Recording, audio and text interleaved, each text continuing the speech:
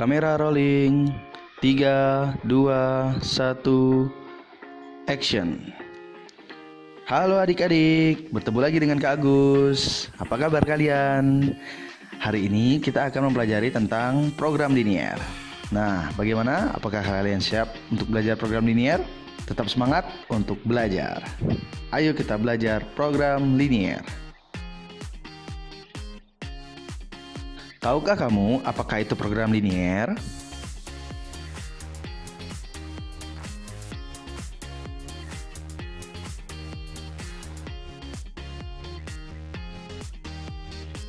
Suatu program untuk menyelesaikan permasalahan yang batasan-batasannya berbentuk pertidaksamaan linier itu disebut dengan program linier.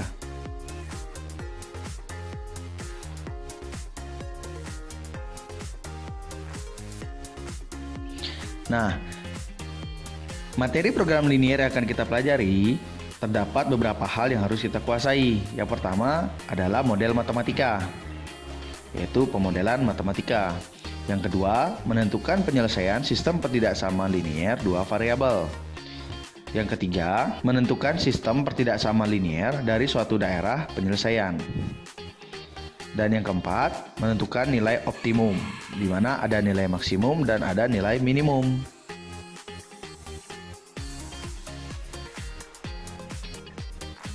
Dalam kehidupan sehari-hari, sering dijumpai aplikasi program linier, seperti pembangunan perumahan atau apartemen, pemakaian obat-obatan dalam penyembuhan pasien, pemakaian tanah untuk lahan parkir, masalah transportasi, dan lainnya.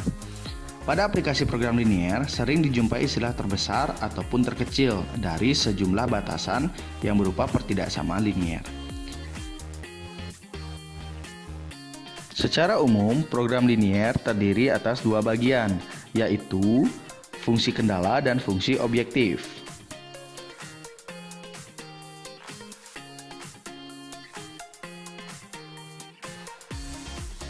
Fungsi kendala adalah batasan-batasan yang harus dipenuhi. Sedangkan fungsi objektif adalah fungsi yang nilainya akan dioptimumkan, dalam artian dimaksimumkan atau diminimumkan. Dalam program linier ini, batasan-batasan yang terdapat dalam masalah program linier diterjemahkan terlebih dahulu ke dalam bentuk perumusan matematika yang disebut model matematika.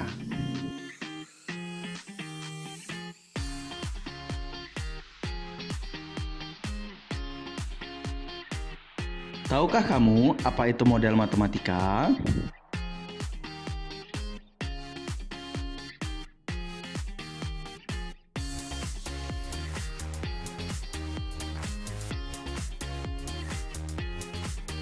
Model matematika adalah suatu hasil interpretasi manusia dalam menerjemahkan atau merumuskan persoalan sehari-hari dalam bentuk matematika, sehingga persoalan itu dapat diselesaikan secara sistematis.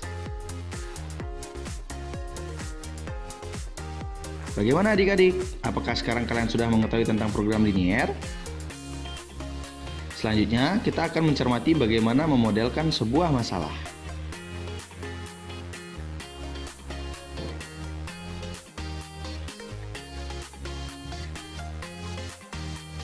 Ayo kita cermati contoh. Contoh yang pertama. Seorang pelamar di sebuah perusahaan dinyatakan diterima bekerja di perusahaan jika memenuhi syarat-syarat.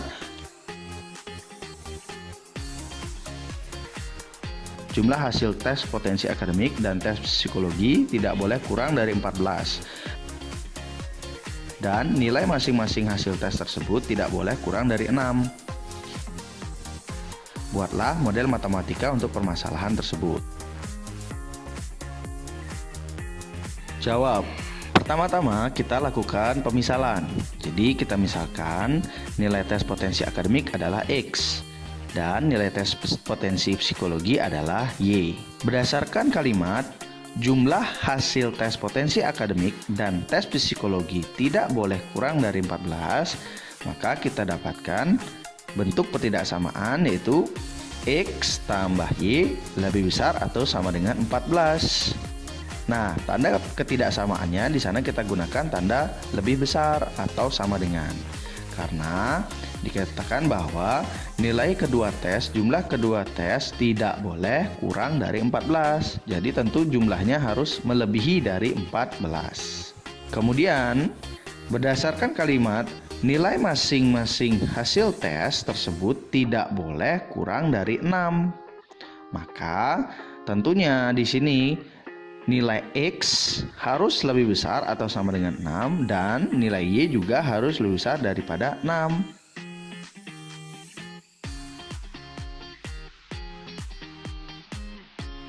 Nah, bentuk inilah yang kita sebut pemodelan matematika dari permasalahan tersebut di atas. Bagaimana adik-adik? Bisa kalian pahami? Agar lebih memahami, ayo kita lanjut ke contoh yang kedua. Di contoh yang kedua, seorang penjahit pakaian mempunyai persediaan kain polos 20 meter dan kain bergaris 45 meter. Penjahit tersebut akan membuat pakaian model U dan model V. Model U memerlukan 1 meter kain polos dan 3 meter kain bergaris. Sedangkan model V memerlukan 2 meter kain polos dan 1 meter kain bergaris. Laba dari masing-masing model V adalah 20.000 dan model U adalah 15.000. Buatlah model matematika agar penjahit tersebut mendapat laba maksimum. Jawab.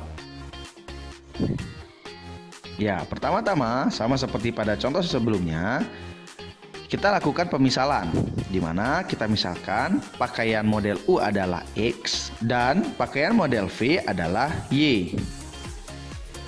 Nah, untuk mempermudah kita melakukan pemodelan, kita dapat memanfaatkan tabel sebagai berikut. Di sini ada jenis pakaian, ada model U, model V, tersedia, kain polos, dan kain bergaris, dan juga ada laba.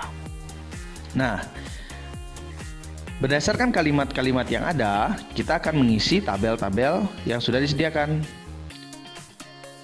Berdasarkan kalimat, model U memerlukan 1 meter kain polos dan 3 meter kain bergaris, maka kita bisa isikan untuk di model U, kain polos 1 meter, kain bergaris 3 meter.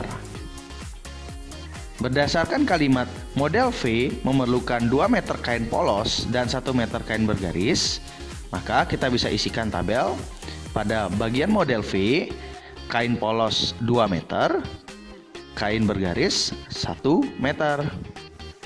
Karena dalam soal sudah dikatakan bahwa persediaan kain polos 20 meter dan kain bergaris 45 meter, maka pada tabel tersedia kita tuliskan kain polos 20 meter dan kain bergaris 45 meter. Dan yang terakhir, berdasarkan kalimat laba dari masing-masing model V adalah 20.000 dan model U adalah 15.000, maka pada tabel kita nyatakan model U 20.000 dan model V 15.000. Berdasarkan tabel tersebut, kita dapatkan fungsi kendala, yaitu X tambah 2Y kurang dari atau sama dengan 20. Nah, fungsi yang ini kita peroleh berdasarkan kolom yang ini, yaitu 1 meter model U untuk kain polos dan 2 meter model V untuk kain polos. Karena ketersediaannya hanya 20 meter, maka tandanya kita gunakan kurang dari atau sama dengan. Untuk model yang berikutnya kita peroleh 3X tambah Y kurang dari atau sama dengan 45. Model yang ini kita peroleh berdasarkan kolom kain bergaris, di mana terdapat 3 meter untuk model U dan 1 meter untuk model V. Karena ketersediaan kain bergaris ada hanya 45 meter, maka tanda yang kita gunakan adalah kurang dari atau sama dengan. Jadi modelnya 3X tambah Y kurang dari atau sama dengan 45. Dan fungsi objektifnya itu adalah 20.000 X ditambah 15.000 Y. Kita peroleh dari kolom laba. Nah, bagaimana dengan nilai X dan Y? Karena sebuah benda dalam kehidupan sehari-hari pastilah suatu bilangan positif. Maka nilai X dan nilai Y atau banyaknya pakaian model U dan pakaian model V tentu adalah merupakan bilangan positif. Jadi X lebih besar atau sama dengan 0 dan Y juga lebih besar atau sama dengan 0. Jadi dapat kita simpulkan bahwa model matematikanya yaitu adalah fungsi kendalanya terdiri dari X tambah 2Y kurang dari atau sama dengan 20, 3X tambah Y kurang dari atau sama dengan 45, X lebih besar atau sama dengan 0, dan Y lebih besar atau sama dengan 0. Serta fungsi objektifnya itu adalah 20.000 X ditambah 15.000 Y.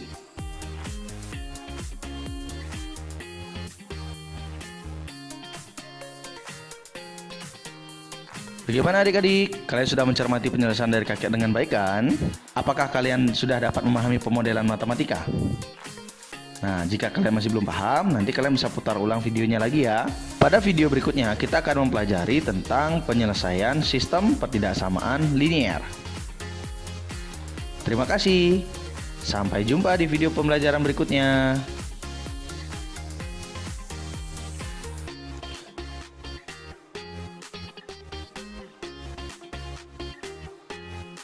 Sampai jumpa di video pembelajaran berikutnya. Jangan lupa untuk like dan subscribe video ini ya. Dadah.